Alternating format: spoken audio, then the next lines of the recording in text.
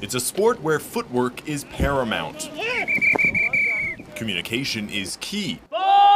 Football has and always will be about teamwork. But for the Kamloops Broncos, the beginning of a new season means an opportunity to start fresh. How many yards do we have to give the returner? 5. And most importantly, a chance to focus on a new facet of their gameplay, respecting the team. Respect everyone as their individuals themselves. Just because they're a rookie doesn't mean they're any less of a person or any less of a man than you are. When Connor Whitelaw started with the Broncos 3 years ago, that wasn't exactly the case. I came in and I didn't really know anyone, so I just kind of sat in the O-line room in the locker and really just tried to keep my mouth shut, get in the playbook, and just perform on the field to get my chance to play.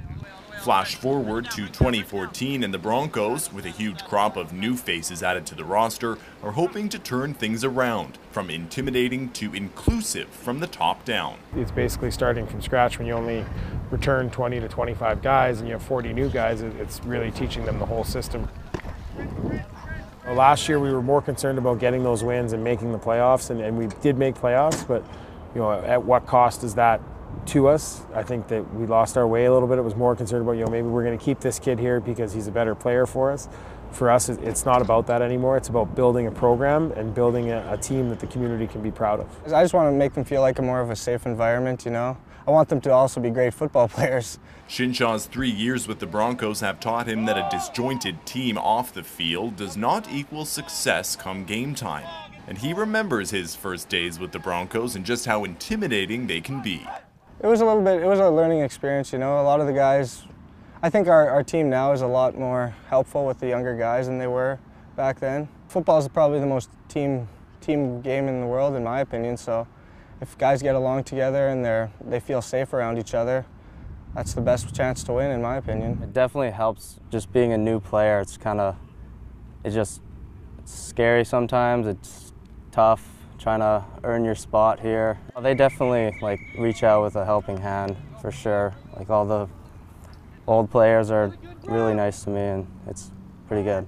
It can be a little bit of a shock for the guys coming out of high school, and when they come in here, all our guys this year have been great getting to know the kids and kind of welcome them and bring them under their arms and kind of showing them the steps, and which hasn't happened in the past years. So this year, all our vets have been accommodating to all the little guys, and they've been great. I think if everyone's a little more comfortable with each other, we end up being in better situations, right?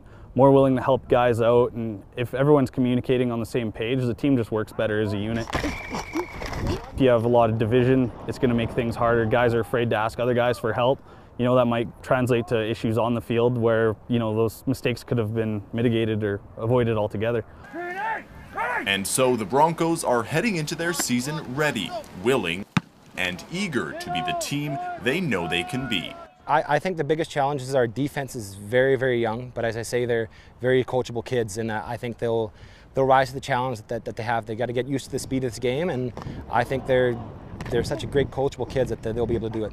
There's a few other places I pass by to come back here because I love the coaches, I love the players around me, and I think this will probably be our best season we've had.